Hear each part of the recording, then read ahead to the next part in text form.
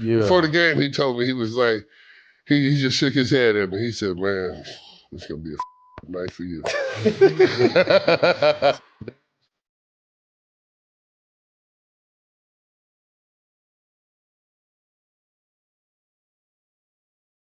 He said, but don't ever put no white dude on me because that is disrespectful. Known as one of the nastiest trash talkers the league has ever seen, Larry Bird instilled a different type of fear on the hardwood. He might not have been the loudest, but some consider him to be the harshest when it came to dominating his opponents. Larry simply had no regard for human life on the court, whether you were an MVP, all-star, or even a rookie in the league. He wasn't easily giving you his respect since you had to earn it. However, for some NBA legends who were given the haunting task of having to match up against Larry, it wasn't just another game, it was a wake-up call. Before he was one of the best small forwards in history and known as one of the athletic high flyers of his time, Dominique Wilkins first had to pay his dues as a rookie. Which is why when it came time to face his idol, he was ready. However, Wilkins recalled his first game against Larry Bird, and it was eye-opening for him, to say the least. It was shocking, and I'm a rookie, and I go up against, we small forwards because guys guarded each other back in our area. You couldn't duck each other. And so I go shake his hand, and he put both hands behind his back. And I'm saying, okay, he's getting his head ready to play. And first play of the game, he says, I don't know where they got you guarding me, Holmes. And he shoots a 3. I was pissed. Because I remember one time I came down and I dunked it on him. He laying on the ground. He fouled me, and I'm pointing. And he said, hey, Rook. I said, what? He said, what?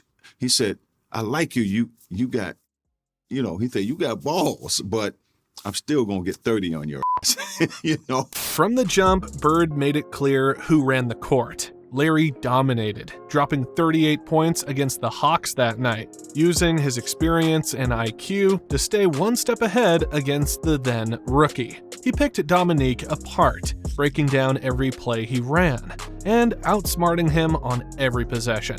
But to his credit, he didn't fold. Game after game, he kept coming back harder, matching Bird's intensity and slowly gaining his respect. It wasn't easy, but in Larry's world, nothing was.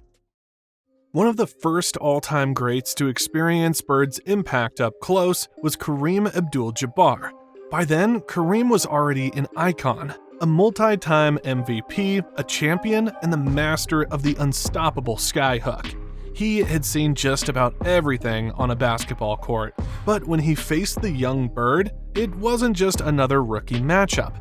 Bird didn't back down. He competed with the kind of confidence you'd expect from a seasoned star. The first year that the Celtics won the World Championship with him on the team, and he was ridiculous because he did everything, points, rebounds, assists, just steals, you name it. Larry has such a great mind for the game and, a great touch. I had a lot of respect for him as a competitor. Facing Kareem Abdul-Jabbar was like going toe-to-toe with royalty. It was like playing chess against a grandmaster. That skyhook was automatic, his footwork was flawless, and his presence alone shifted the entire game. But Larry Bird didn't flinch. He went at Kareem with his usual confidence. He matched Kareem's calm with his own, and walked away with even more respect added to his name. But after facing a living legend, Bird wasn't done. Next up was a new wave of talent, a whole different beast. Enter Shawn Kemp. Younger, bouncier, and bursting with highlight reel energy. While Kareem used finesse, Kemp brought brute force and above-the-rim chaos. However, in true Larry fashion, once again, he had to prove that no one could get in the way of his inevitable takeover. Man, I got played down in Boston one night.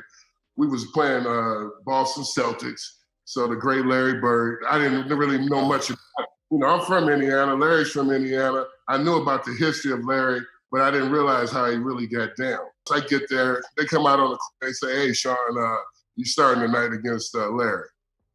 And I was like, well, damn. I'm all for it, though, So The X-Man, he didn't play, he had a sore knee, but my point to you is this, Larry gave me 50 3/4. Oh my. Shawn Kemp showed up ready to make a statement, but Larry Bird wasn't having any of it. In their first game, Bird outplayed him in every way. He controlled the pace, hit his shots, and made Kemp look like his prey. For Kemp, it was a hard welcome to Larry's game. He said, I got something for you tonight. So every shot he was calling, at the defensive end, he would tell me, he'd be like, when I get down to the other end, I'm going to pump fake you, get a hand one on you, look at you, go off the glass. That's how cold Larry Bird was. Shawn Kemp may have taken a beating in that first matchup, but he never forgot what it was like to face Larry Bird. Years later, Kemp admitted, Larry Bird is the only guy that ever really scared me on the court. It was that same fear that struck every other player's hearts. He just knew how to break you down, play by play, word by word. He'd get in your head, hit the toughest shots, and stare you down like he already knew how the game would end. If you think most learned the hard way on what it meant to face Larry in a real NBA game, take Jamal Mashburn, for example. Still in college, young and hungry, he got invited to a scrimmage against the legendary Dream Team. It was unlike anything he'd ever seen, and across from him stood Larry Bird. Even then, despite being slowed down by back issues and nearing retirement, Bird wasn't treating it like any other scrimmage. We're walking in the corridor and we see this tall white guy coming down the hall, and I'm like, damn, that looked like Larry Bird. So Larry Bird coming down the hallway, me and Chris Webber, and Larry Bird, you don't realize how big Larry Bird is until you stand up close to Larry Bird. And we was like, yeah, we the college guys. And he looked at us and he said, get some rest, it's gonna be a long week, and walked off. And we was like, what the hell? What y'all got us into? Yeah, I'm like, okay. Even in hotel corridors, Larry found a way to talk venomous trash against his opponents. His dominance and presence wasn't only confined to the basketball court, and everybody knew that. However, for these young college players at the time, they were about to be served early. It's a group of them. It's Larry Bird, Magic Johnson, and everybody's shooting this. And Rodney Rogers said, hey, Larry, you ain't hit a jumper since '84. Magic heard that and we ain't think nothing of it. The next day we came in and I never seen this. And this one I was like, this is a different breed. Larry Bird got the ball on Rodney Rogers, and every time he was about to make a move, he told him what he was going to do. One dribble, pull up, going left, off glass. And said, young fella, look like 84, huh? Last time he made Bird wasn't even supposed to be the focus. He was nearing the end of his career, dealing with a bad back, and wasn't as physically dominant as he once was. But none of that mattered. On the floor, his presence was undeniable. One look, one shot, one line of trash talk, and you knew exactly who was running the show. Mashburn wasn't alone. That same college squad brought in to scrimmage against the Dream Team included another future star, Chris Webber. Just like Mashburn, Webber came in confident, thinking he might catch Bird slipping. But instead, he got a front row seat to a crash course in greatness. I shake his hand, I'm quiet, trying to feel that balance in the car and everything. And it's the old school limo sitting in the back. And when we get out, he doesn't say much, but when we get out, he goes, hope you get your sleep tonight because I'm going to bust your ass tomorrow. Yes. And I didn't know what to say, but I knew this is a moment you have to say something. Like you can't. And I was like, Larry, your back is already hurting, man. You need to take it easy. And I just remember like just fear, like this is the moment. It was great. It was the mix of emotions, fear, being happy, your dream is coming true. You're about to get annihilated. What's going on? And so I remember being in the huddle with damn near tears in my eyes, man. Like, this is our moment. For Chris Webber, scrimmaging against Larry Bird was an unforgettable moment. He was young, confident, and ready. But as soon as Bird started playing, that confidence turned into fear. Bird couldn't move well, but he didn't need to. Every shot, every pass, every word, it all hit with purpose. Webber embraced the moment, but deep down, he felt fear that he has never really felt before. While very few had the chance to face Larry on the biggest stage in all of basketball, Byron Scott faced Bird in the most intense, high-stakes moments the game had to offer. As a key part of the Showtime Lakers, Scott didn't just witness Bird's greatness, he went to war with it. Imagine the NBA Finals, Boston versus LA, and in the middle of all that pressure was Larry Bird, calm but ruthless, and always ready to break the opposing team's spirit. Larry Bird was the biggest talker in the league back in the day. He would tell you exactly where he was going, what he was going to do. And he did that to us in the finals. He was like, guys, don't worry about it. I'm going to go right over here into the corner. I'm going to catch the ball. I'm going to shoot it, and ain't y'all can do about it. I mean, just like, and he did exactly that. He was just one of those guys that, you know, he just had it. Mm-hmm. You know what I mean? Yeah, he had it, and I saw it in college, and obviously saw it a whole lot closer when we get a chance to play against the Celtics. He was the biggest trash talker back in the day, but he would back. The first time Byron Scott faced Larry Bird in the NBA Finals, it was an eye-opener. Scott had heard the stories about the trash talk, the shooting, the swagger, but seeing it up close was different. Bird didn't just play the game, he controlled it. No wasted movement, no panic, just pure confidence and execution. Scott quickly realized that Bird wasn't just another star. He was a different kind of killer. Larry always had his way with rookies, even his own teammates. As a rookie, Brian Shaw was just trying to find his place. But then Larry Bird walked over and challenged him. Shaw and another rookie versus Larry, all by himself. At first, they thought he was joking, but Larry was serious. No help, no backup, just him taking them both on. For Shaw, it was one of those moments where reality hit fast. One of the first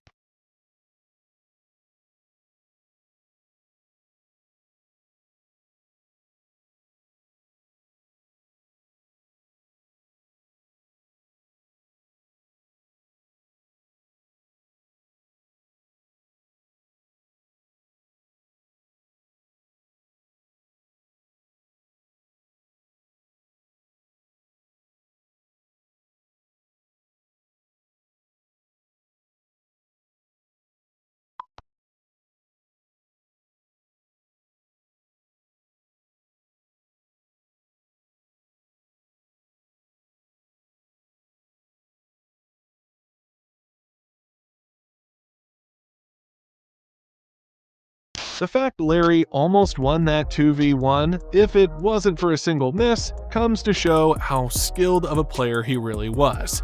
At this point, it became known to everyone that you should never underestimate Larry Bird despite his age and declining body. For Shaw, he realized that the stories were indeed true about Larry, how he played, controlled both you and the game itself, and there was nothing anyone could do about it. If there was one player who truly went toe-to-toe with Larry Bird mentally, physically, and emotionally, it was Isaiah Thomas. Their battles weren't just about skill, they were personal. Celtics versus Pistons was war.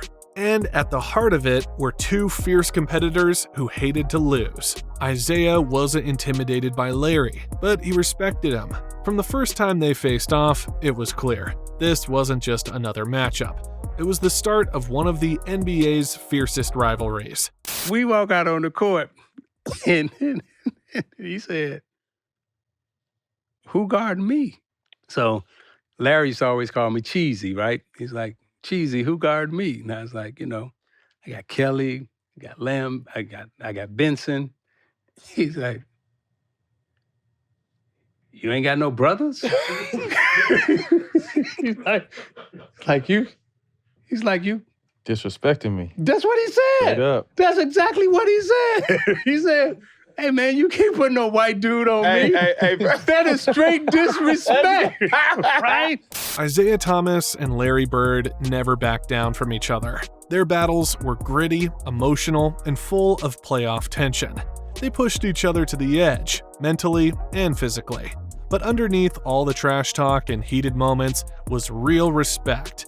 Isaiah may have been one of the few who could match Bird's competitive fire, but even he knew, when it came to delivering in the biggest moments, Larry was as cold and dangerous as they came.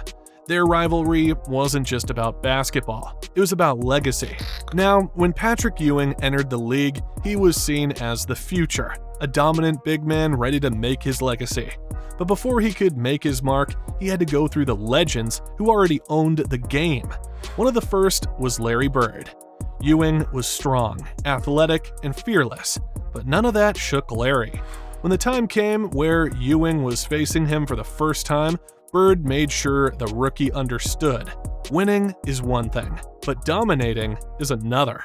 Growing up in Boston, people all used to always talking about that he can't jump, he can't do this, he can't do that.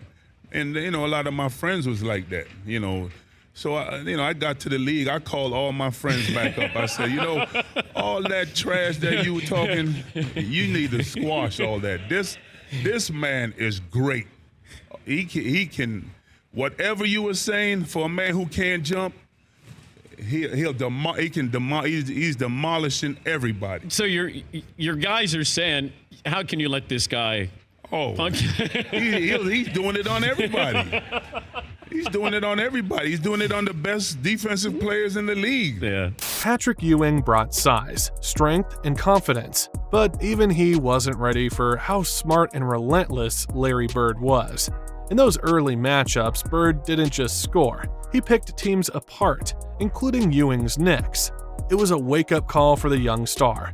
No matter how gifted you were physically, if you weren't mentally sharp, Bird would make you pay. Ewing would go on to become one of the game's greats, but like so many before him, his first lesson came from Larry Legend, and it stuck with him. Before Gary Payton was known for his trash talk, his defense, and his confidence, but before he became the glove, he got a front row seat to the master of all three, Larry Bird. In one of their first meetings, Payton didn't even have to guard Bird to feel his impact. He watched as Larry told Payton's teammate out loud exactly what move he was going to do, where he was going to do it, and when. Then he did it, over and over.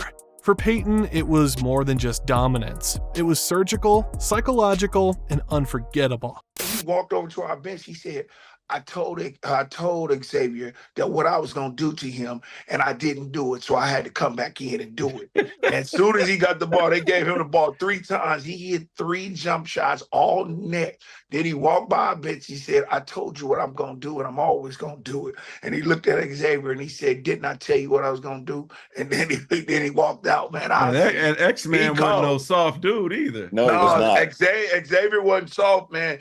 And Larry wasn't either, man. Larry said, man, I'm gonna give it to you any way I want to. 1 dribble, 2 dribbles, step back, and then I'm gonna hit it. And I was like, this dude real cold, man.